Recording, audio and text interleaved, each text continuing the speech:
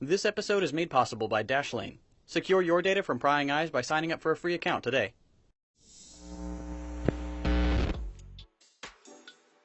For almost the entirety of human history, we've always had a bit of a thing for predicting the future.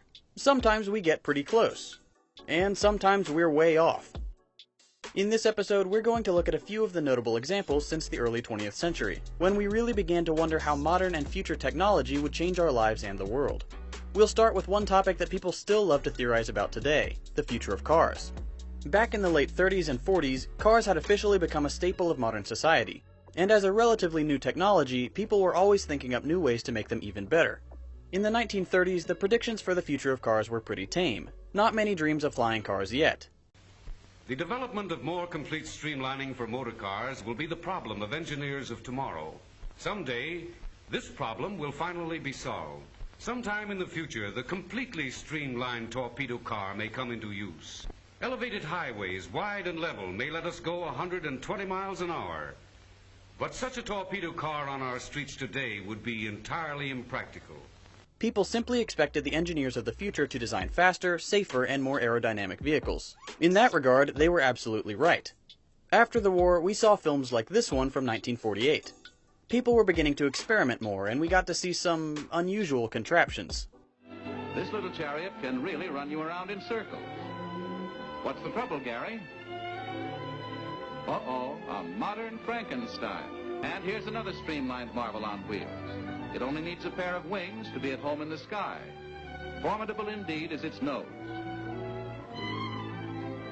With riveted aluminum fuselage, entry hatch, and rugged empennage, it's wasting time on the ground. But being earthbound, the monster is trundled out onto the highway to frighten other motorists. If you're looking for a 1960 model, this may well be it. A lot of these design elements seem kind of ridiculous to us now.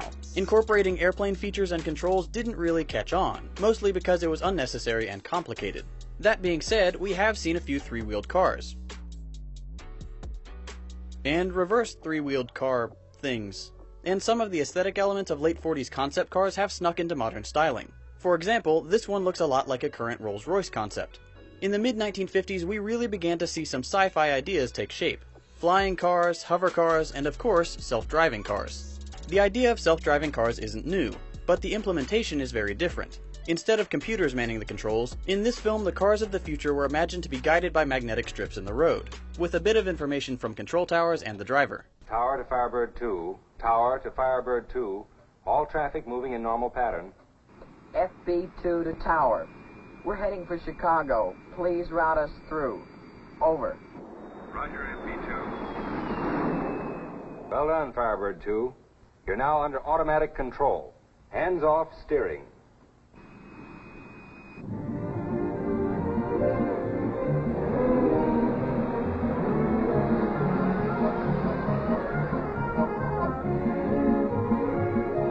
Here we go on the high-speed safety lane.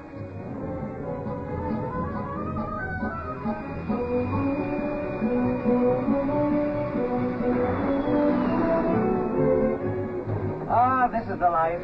Safe, cool, comfortable. Mind if I smoke a cigar? As different as self-driving cars look today, they are catching on.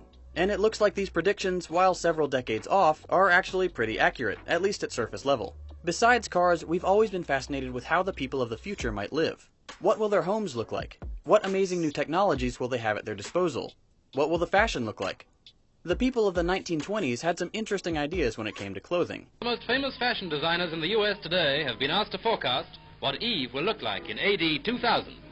One idea is a dress that can be adapted for morning, afternoon, or evening. It's the sleeves, what does it? Apparently in AD 2000 we shall be having a hair-raising time. Yet another designer goes so far as to believe that skirts will disappear entirely. Shoes will have cantilever heels, and an electric belt will adapt the body to climatic changes. The lightly clad woman of tomorrow, ooh, swish, will move in an atmosphere that's scientifically kept at the right temperature. The future bride in a wedding dress of glass. What the groom will wear, apart from a worried look, isn't mentioned. A dress of aluminium, with a sash to change it for afternoon or evening, and an electric headlight to help her to find an honest man. As for him, if he matters at all, he'll be fitted with a telephone, a radio, and containers for coins, keys, and candy for cuties. In some ways they were right. Dresses have lost some ground to pants, shorts, and skirts, but they're still very much a part of modern clothing. And in some ways they were hilariously wrong. Light bulb headwear? A chest-mounted phone? They were at least correct in assuming we'd have phones with us pretty much all the time. Kitchens may be the thing that's changed the least since these predictions from the 50s, but it's interesting to see what people expected, and how societal norms have changed. Press button dream coming true for Mrs. Housewife. All sorts of wonders are hers at the push of a button, from refrigerator doors to countertops built for big gals or little gals. Don't have to lean over here, you see. What's for dinner? Consult the menus on pictures and dish up something new for a change. Hummingbird wings on toast, maybe. And look where the toaster is. A wave of the hand and presto, down comes a hidden cabinet with the dishes. Mama will feel like a fairy princess with a magic wand in a place like this. We won't be able to get her out of the kitchen, but we'll cross that bridge when we get to it. Right now, the question before the house is, what's cooking and when do we eat? The interesting thing about this particular film is that all of these changes are completely unnecessary, and would definitely slow you down in the kitchen. The closest thing to being accurate from this film is probably the video screen recipes. It's not something that's built into modern kitchens, but we do often use phones or tablets instead of cookbooks to find recipes. As we entered the 60s and saw the advent of computer technology, people began to really consider what these new machines could do in the future. This is the point in history where our predictions started to align more with reality, except for our weird fascination with truly useless robots. Here we see a woman ordering a giant, slow, lumbering robot to do menial tasks such as open the door or light a candle. All of these things could have been accomplished much more quickly without the robo-butler. But when you think about it, we actually do have some machines that do our bidding. They may not be 7-foot-tall abominations, but we can order them to play music, give us the weather, or change the lighting. And of course, the fascination with humanoid robots never really went away. We're still working on creating them, but we're more interested in the artificial intelligence aspect than having a mechanical servant to do our chores. Besides the nightmarish slave robots that thankfully never came to be, some predictions from the 60s ended up very close to reality. For example, this film from the early 60s explains how children will do the majority of their learning through computers. Master James Shaw, 8 years old, student, attends formal school 2 mornings a week. Much of his education, however, is carried on in a kind of education center within the home and fed into teaching machines, which allow him to progress as rapidly as his awakening mind can absorb the audio-visual lessons.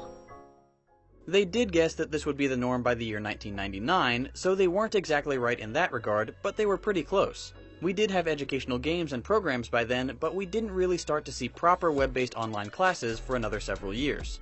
This clip from 1961 shows a woman buying clothes from the comfort of her own home, while looking at pictures of it on a digital screen. Sounds pretty familiar. Notice the dramatically shaped bodice and the gentle form of the neckline. This model comes in red, yellow. I don't know. Do you have it in green? Certainly. Here it is. Yes, fine. That's it. I'll take it. Please send it out to me. Here's my credit card. Oh, and don't forget the striped pillowcases. No, we won't. This prediction wasn't completely accurate, as the woman is still interacting with another human on the phone, but ordering things from your own home device has become the backbone of 21st century shopping. Just 6 years after that prediction from 1961, we get this. A much more accurate batch of predictions centered around the importance of so-called home video screens, which clearly became modern desktop computers. In this film, we see a woman buying clothes again, but this time there's no human interaction required. Later, we see the husband paying for the clothes, accessing his bank account, and sending electronic letters all from the home video screen system. Paid for by the husband at his counterpart console. All bills and transactions will be carried out electronically. A central bank computer will debit the family's account the amount of purchases and credit the department store, for example, informing the family's home computer at the same time. Father, at the touch of a button, receives an instantaneous printed copy of his budget, the amount of taxes he owes, the payments left on the car, and so forth. All documents and household records are available on the video screen for immediate reference. Also at his disposal is an electronic correspondence machine, or home post office, which allows for instant written communication between individuals anywhere in the world. While it may not be super refined, this whole system is a very accurate representation of how we use modern computers. We shop online, pay bills and view bank statements, and send emails. As the 60s drew to a close, we started seeing more reasonable predictions, mostly because our understanding of computer technology allowed us to make more educated guesses in regards to further development. Of course, we never stopped making guesses about the future, and even today we see some truly sci-fi predictions, but that's a topic for a future video. Now, with all these advancements in computing technology, it stands to reason that the good people of the future will need a way to protect their valuable information from digital criminals.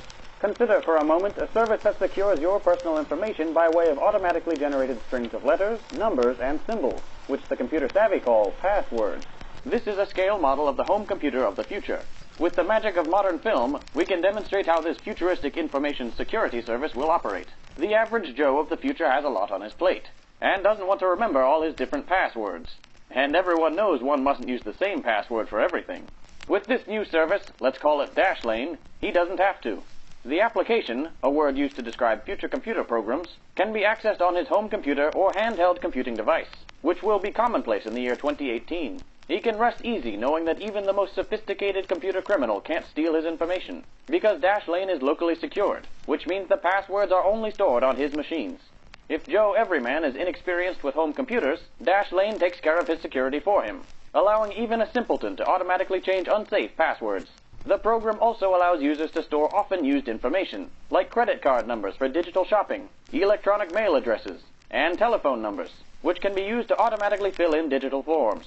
Today's greatest minds predict that television programs and films will be widely available through entertainment services on the computers of the future. Knowing this, the secure sharing of passwords between friends and family who don't use these services will be a popular feature, allowing loved ones to catch up on season 100 of The Andy Griffith Show. Security, peace of mind, and convenience.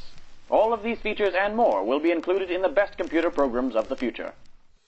Now that prediction was accurate. Protect your passwords for free by downloading Dashlane today. As a special thanks for fans of Second Thought, you can get a 30-day free trial of Dashlane Premium plus 10% off your premium subscription by following the link below and using the code SECONDTHOUGHT.